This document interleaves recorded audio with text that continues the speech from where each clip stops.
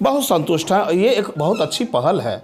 न शिक्षा की बात हो रही है, न रोजगार की बात हो रही है, न सड़क का मुद्दा उठाया जा रहा है। जनता को ये चाहिए कि वो ये देखे कि हमारे बीच का कौन सा ऐसा नेता है जो प्रत्याशी बनने लायक है, वो हमारे सुख दुख में शरीक होता है। ये सब देख के जनता को वोट देना चाहिए।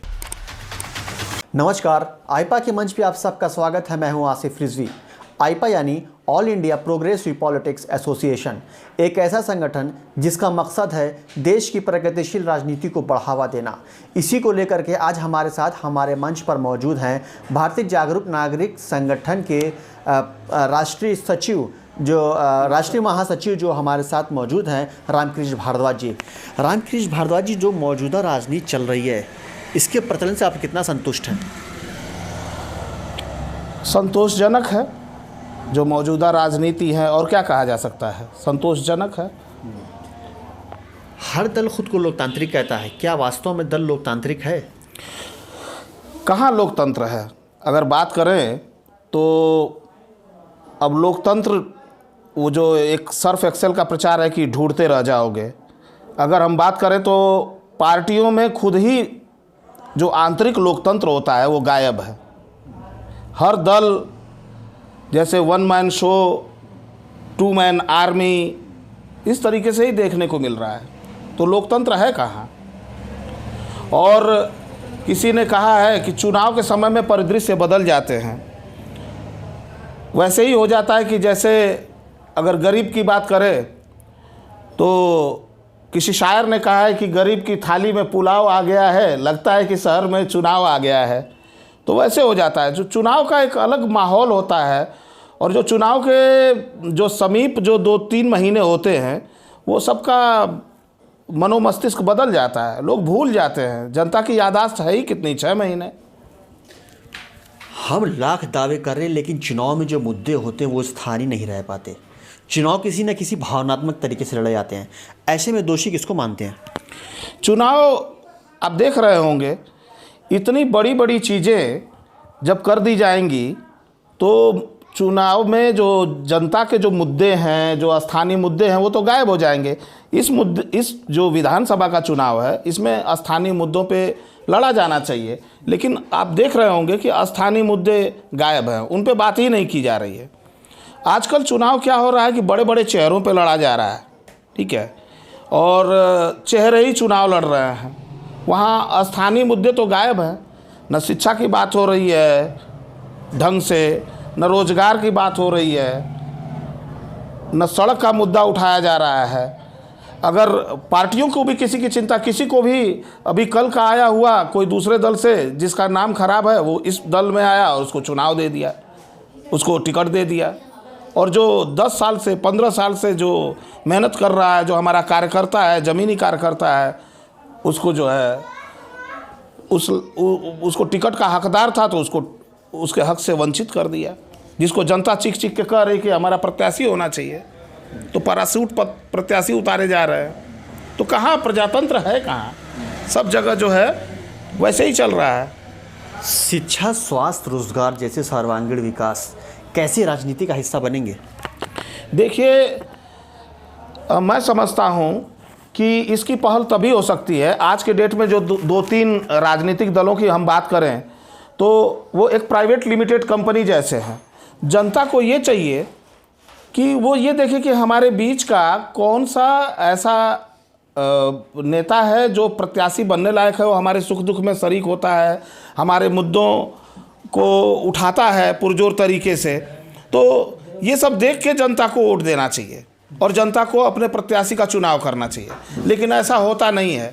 प्रत्याशी का चुनाव जो प्राइवेट लिमिटेड कंपनियां की तर्ज पर जो राजनीतिक दल चल रहे हैं वो कर देते हैं। उनको जनता की फिक्र नहीं है, वो वहाँ से भेज देते हैं। अब जनता का काम है कि अब उससे खुश हो चाहे नाराज हो, अब क्या कर सकते हैं, जनता को वोट देना पड़ेगा।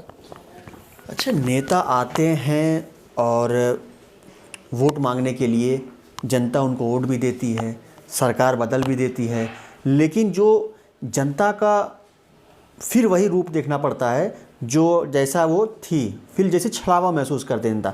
ऐसे में क्या करे जनता? देखिए, जहाँ तक मैं समझा हूँ इतने दिनों के अपने राजनीतिक जीवन में, तो मैंने नेताओं को मुख्यतः दो कैटेगरी में बांटा है, एक पार्टी का नेता और एक जनता का नेता। जनता का नेता कहीं पीछे हो जाता है और वो गुम हो जाता है धीरे धीरे, भले योग्यता क्षमता न हो, नेतृत्व क्षमता न हो, लेकिन पार्टी का नेता जो रहेगा उसको ही वो धीरे धीरे आगे बढ़ता है। राजनीतिक पार्टियां जिन पे अपना वरद हस्त रखेंगी वो योग्य हो या न हो, उसी को नेता मानना पड़ेगा। और जो जनता का नेता है, वो जनता का नेता जनता के मुद्दों को उठाते उठाते वो कहीं अपने उसमें गुम हो जाता है भीड़ में, यही हमेशा होता है। तो क्या है कि जब नेता भी समझ गए हैं, अवसरवादी नेता समझ गए हैं कि हमको पार्टियों को खुश करना है, जनता के तरफ उनको नहीं देखना है। एक बार वो जीत गए तो उनको मालूम है कि 5 साल हम जनता में क्यों टाइम वेस्ट कर रहे हैं, हमको पार्टियों को खुश करना है, उनके बड़े नेताओं को लखनऊ दिल्ली जाके उनके पैर पड़ना है और उनको हम खुश किए रहेंगे तो टिकट हमको मिल जाएगा। टिकट मिल जाएगा तो जनता जाएगी किधर, जनता तो वोट देगी ही देगी, तो हम जनता को मना लेंगे। तो इस तरीके से ही चल रहा है सब कुछ। और कुछ लोग हैं जो 3-4 पार्टियां जो पार्टियां हैं, जनता जानती है कि उस पार्टी का क्या कल्चर है, क्या चरित्र है, क्या चाल है, ये सब भी जनता मजबूर है, क्या करे। धार्मिक और आरक्षण के मुद्दे पर राजनीति क्यों नहीं होनी चाहिए? देखिए, होनी चाहिए। किसी को भी जिस धर्म में आप जन्म लिए हैं, जिस समाज में आप जन्म लिए हैं, कोई भी हो, चाहे हिंदू हो चाहे मुस्लिम हो, उसको अपने समाज का मुद्दा, अपने परिवार का मुद्दा वही सही समझ सकता है। तो मैं तो समझता हूँ कि मुस्लिम समाज से भी अच्छे नेता उभर के आने चाहिए, हिंदू समाज से भी अच्छे नेता उभर के आने चाहिए, जो अपने समाज का दुख दर्द जो है वो सदन में ले जाए, संसद में ले जाए, विधानसभा में ले जाए और बताए, तभी तो विकास होगा। उनको भी तो विकास की दरकार है। तो धार्मिक मुद्दे पर लड़ने से क्या विकास हो जाएगा? नहीं, धार्मिक मुद्दे पे नहीं लड़ना विषय है, धार्मिक मुद्दे पे नहीं। मेरे समझ में मुझे ये समझ में आया कि आप धर्म के आधार पर बोल रहे हैं। धर्म के आधार पर तो 1947 में देश बट गया, तो बात धर्म के आधार पर, तो जो हो गया सो हो गया। आप जिस भी धर्म के हैं, जिस भी समाज के हैं, उस समाज के नेता क्यों नहीं निकलने चाहिए? उस समाज के नेता निकलने चाहिए, तभी तो अपने समाज का दुख दर्द समस्याएं वो ऊपर लेके लखनऊ जाएंगे, दिल्ली जाएंगे। ठीक है, क्या और लोग नहीं जा सकते? मेरी बात को जा सकते हैं, लेकिन आजकल के नेता स्वकेंद्रित और अति स्वार्थी टाइप के हो गए हैं। तो वो उनको परिवारवादी टाइप के हो गए हैं, उनको अपने परिवार ही से फुर्सत नहीं है। समाज का जो काम करने वाला है उसको कहाँ ऊपर ले जाया जाता है, उसके पास उतना संसाधन नहीं हो पाता है। फिर क्या करें? क्या करना चाहिए जनता को? क्या जनता को धर्म के आधार पर आप लड़ाई लड़नी चाहिए? नहीं, जनता को ये करना चाहिए कि जो उनके बीच का है, जो उनके दुख दर्द में जो शामिल होता है, पार्टियों को दरकिनार करके, मेरा अपना वो है कि पार्टियों को दरकिनार करके, उनके मोह पास से बाहर निकल कर उनको अच्छा प्रतिनिधि चुनना चाहिए, जो ईमानदार है, जो उनके लिए दुख दर्द की लड़ाई लड़ता है, ठीक है, जिस पर भ्रष्टाचार का आरोप नहीं है, जिसको वो अच्छी तरह से जानता है, समझता है, जो 5 साल तक उनके साथ उठता बैठता है, मिलता है, पहचानता है, बाई नेम कई लोगों को चेहरे से पहचानता है। ऐसे नेता को हम न चुने और किसी ऐसे व्यक्ति को जो बाहर से हेलीकॉप्टर प्रत्याशी या पैराशूट प्रत्याशी उतार दिया जाए और उनको जब हम दे देंगे तो क्या होगा। भारद्वाज जी, आप लगातार जनता के बीच में रहे हैं, जनता को जानते भी होंगे। जनता का क्या रुझान आ रहा है इस वक्त, क्योंकि लगातार जनता जो है त्रस्त आ चुकी है लोगों से, और जो मुद्दे होते हैं वो स्थानीय नहीं हो पाते हैं, किसी न किसी भावनात्मक तरीके से चुनाव लड़ लिए जाते हैं। तो आपको देखने में क्या लगता है जनता? देखिए, जनरली जो यूपी बिहार का चुनाव है, मनी मसल्स और जातियों के समीकरणों पर लड़ा जाता है, मनी मसल्स और कास्ट इक्वेशन पे लड़ा जाता है, जो उत्तर प्रदेश और बिहार का है। लेकिन यहाँ पर एक देखने में ये आया कि दिल्ली में दूसरी बार सरकार बनी है, वो न मनी पर बनी, न मसल्स पे बनी, न जाति समीकरण पर बनी, वो स्थानीय मुद्दों पर बनी।